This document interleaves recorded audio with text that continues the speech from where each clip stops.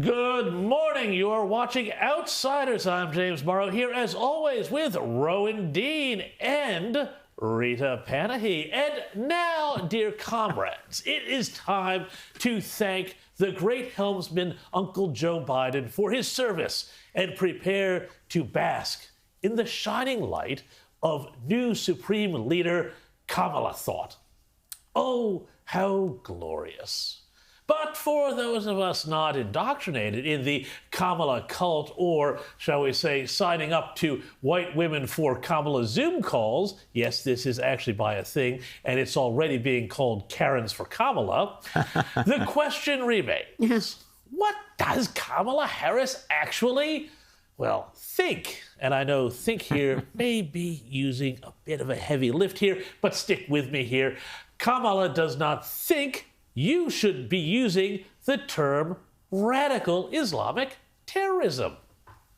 You must have the courage to object when they use that term, radical Islamic terrorism, which ignores how Muslims have overwhelmingly been the greatest victims of terror.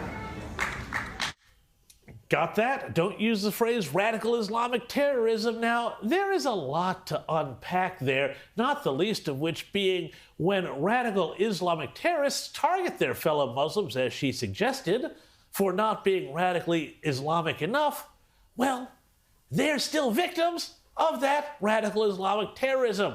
But that's a bit too complicated for the vice president turned president-ish, whatever she is now.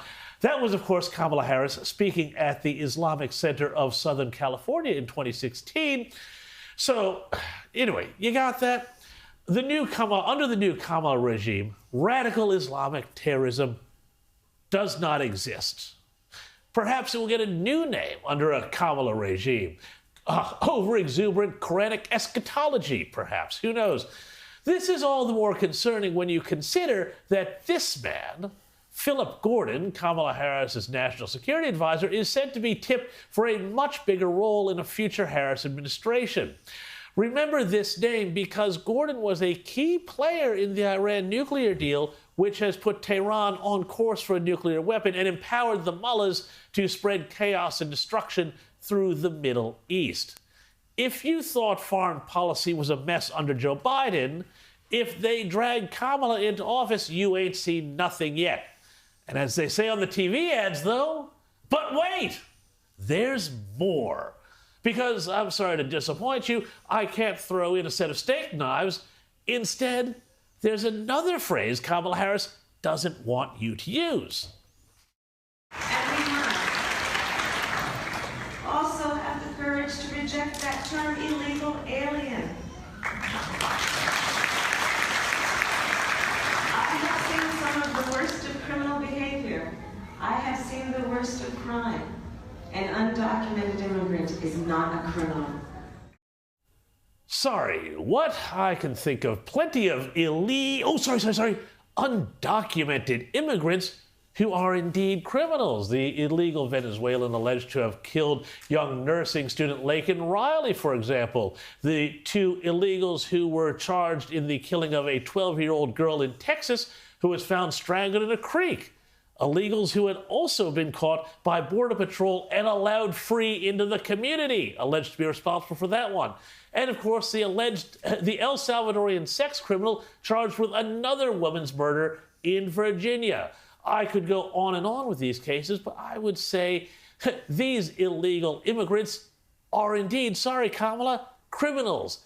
And every one of the crimes they allegedly committed should never have happened because they should not have been in the country in the first place.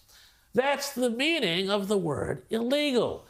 But in Kamala world, things like borders and national identity are meaningless, and we can all live together in perfect harmony and sisterhood, sorry. And we won't use other words like equality either. Instead, we'll say equity. It has to be about a goal of saying everybody should end up in the same place. And since we didn't start in the same place, some folks might need more. Equitable distribution. giving resources based on equity, understanding that we fight for equality, but we also need to fight for equity, understanding not everyone starts out at the same place.